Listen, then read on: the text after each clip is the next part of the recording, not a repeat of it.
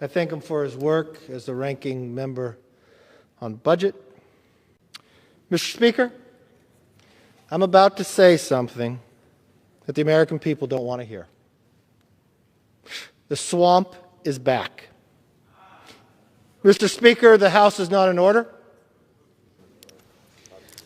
Gentleman's correct.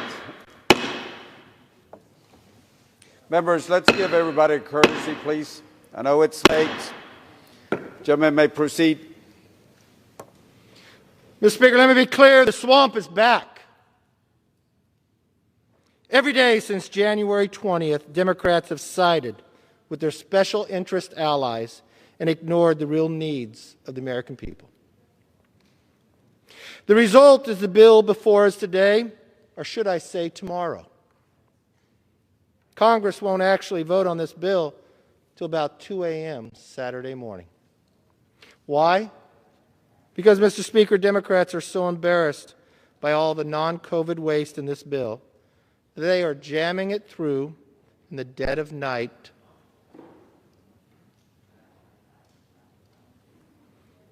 We ran the numbers. The amount of money that actually goes to defeating the virus is less than 9%. Less than 9%. So don't call it a rescue bill. Don't call it a relief bill. If you are a friend of the Speaker, you do pretty well under this bill. But for the American people, it is a loser. Let's consider Medicare. Tonight, CBO confirmed that this bill will cause $36 billion in cuts to Medicare starting this year. If you vote for this bill, I want you to go back to your district. Look the seniors in the eye. Look at the hospitals, those who have been working night and day, and tell them why you voted to cut their health benefits. Or consider the Blue State bailout. This bill calls for states and local governments to receive $350 billion. Most states are not in financial distress. Nearly half saw an increase in their revenue last year. And some, even including my home state of California, the Speaker's as well, actually has a budget surplus. But none of that money is tied to reopening. Or consider elite institutions, Harvard and others. This bill calls for them to receive hundreds of millions of dollars. But Harvard already has a $40 billion endowment. Compare that to K through 12 education. This bill allocates only $6 billion to help reopen American schools in fiscal year 2021. More than 2/3 of the education funding would not be spent until 2023 or later. Almost every one of this bill's 592 pages includes a liberal pipe dream that predates the pandemic. Now let's check the fine print. On page 97, for those of you who've not read it, it hands out health care subsidies to illegal immigrants. On page 347, it fast-tracks $1.5 billion to Amtrak. Now, Amtrak has $1.5 billion from the last package they haven't even spent. On page 306, it gives federal employees up to an extra $21,000 to help cope with virtual schooling. Let me read that so every American understands. If you are a federal employee, you get an extra $21,000 to cope with virtual schooling. Because a lot of federal employees are going to vote for this bill tonight. But if you are one of the millions of parents outside of Washington, outside of the swamp, who are struggling through school closures, including the 1 million mothers who had to quit their jobs to take care of their kids at home with school, and the fathers that quit, you are ignored. And on page 358, it funnels, well, earlier it funneled less, just a little over $100 million, but last night the Rules Committee was able to add more, up to $140 million for a subway tunnel near Speaker Pelosi's district. When you add it all up, the size of this payoff is jaw-dropping. $1.9 trillion in new spending. It is the single most expensive spending bill ever. But will it help people get back to work?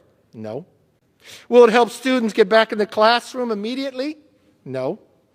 Will it help get vaccines to those who want it? The answer is no. It doesn't spend a third of the entire cost of the bill for another 2 years, undermining the claim that this bill is so urgent that this money won't be spent for another 2 years. It doesn't have any guardrails to protect against fraud, which has already cost taxpayers tens of billions of dollars, including especially in California. It just throws out money without accountability, even though we are over $1 trillion unspent from the last bill. President Biden promised unity, but Democrats are delivering a one-party rule. Mr. Speaker, based on the facts, the Democrat spending bill is too costly, too corrupt, and just too liberal for this country. To my colleagues who say this bill is bold, I say it's bloated. To those who say it's urgent, I say it's unfocused. To those who say it is popular, I say it is entirely partisan and has the wrong priorities. Republicans will support whatever is needed to get America back to work, back to school, and back to health. After 12 months of struggling, suffering, and sacrificing, that's what Americans want, what they need and what they deserve. That's why Republicans will introduce a motion to recommit, to bolster the resources of families can access to help their children cope with the emotional stress of school closures.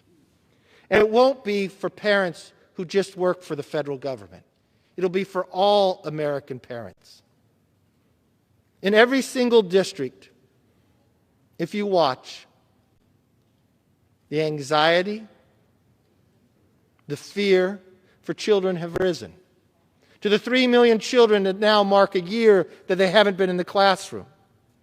Our proposal would shift the $140 million from Speaker Pelosi's subway to grants that would be used for mental health services for children. It puts children first, not the swamp. Democrats have conveniently ignored the education and mental health crisis affecting our children, but failing to address it is unacceptable. Families deserve answers. Tonight they will finally get it. Our colleagues, it's a very clear and concise question you have before you. If you vote for the bill, you're cutting Medicare. You're cutting your hospitals. You're cutting your health providers with your vote. If you vote against the motion to recommit what you changed, you are picking $140 million that you just added to last night to a subway tunnel just outside of the Speaker's district. So who do you pick? All American parents to give them the grants and the resources they need to cope with their children's anxiety, the rise of suicide, and the mental health? Or do you think that subway is really appropriate right here, right now? Make a decision. Is the swamp back, or the hardworking American taxpayers come first? It's an easy question. It's easy for me to decide, and I think it's easy for America to decide as well. I yield back.